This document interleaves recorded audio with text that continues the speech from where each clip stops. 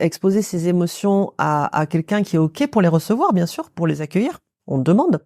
Est-ce que je peux te parler? Je vais pleurer si ça te dérange ou si ça te met mal à l'aise, tu peux sortir, etc., etc. On demande le consentement pour parler de ses émotions? Moi, je demande le consentement à mon fils. Mon fils, par exemple, je lui dis, là, tu vois, j'ai envie de pleurer parce que j'ai passé une grosse journée, je suis fatiguée nerveusement, pleurer un coup va me faire du bien. Si ça te met mal à l'aise, tu peux sortir. Ou je lui dis, est-ce que je peux te parler? Parce que je parle à mon fils. Alors évidemment, c'est pas mon psy, ni mon ami, ni mon frère, mais je discute avec mon fils, donc forcément, il y a des émotions de temps en temps. Et je lui demande s'il est à l'aise avec le fait que je lui parle de certaines choses, qui restent évidemment des choses de son âge. Je respecte la relation qu'on a, qui est une relation de mère et d'enfant. C'est ce que j'allais dire. Pour toi, c'est une forme de respect de demander le consentement pour parler de ses émotions, pour pas peut-être envahir l'autre? Ah oui, oui.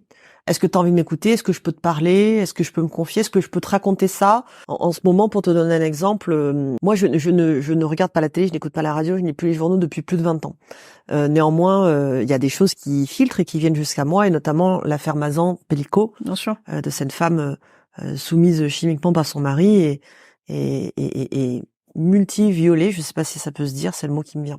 Et j'ai appelé mon mari l'autre jour et je lui ai dit, est-ce que je peux te parler s'il te plaît? J'ai besoin de te parler d'un sujet d'actualité qui me pèse. Il me dit oui. Je lui dis, mais est-ce que tu es sûr? Parce que c'est un sujet violent. Moi, ça me violente et l'idée, c'est pas que ça te violente. Je dis, est-ce que toi, t'es dans les bonnes dispositions? Et ensuite, on en a parlé pendant 45 minutes. Mais j'ai pas à l'appeler, en tout cas moi je considère que je n'ai pas à l'appeler en les disant je suis pas bien à cause de l'affaire Pellico. Non, en fait je peux pas envahir l'autre. L'autre doit être d'accord. Pour moi le consentement émotionnel est important. On peut être intrusif envers les gens avec ses propres émotions. Oui. Oui, et beaucoup de personnes le sont sans s'en rendre compte parce qu'elles ont été élevées dans ce schéma, dans cette mécanique, et que souvent ces personnes ont eu des parents qui respectaient pas les limites, qui étaient intrusifs ou envahissants ou vampirisants ou énergivores, peu importe. Donc oui, c'est tout à fait possible.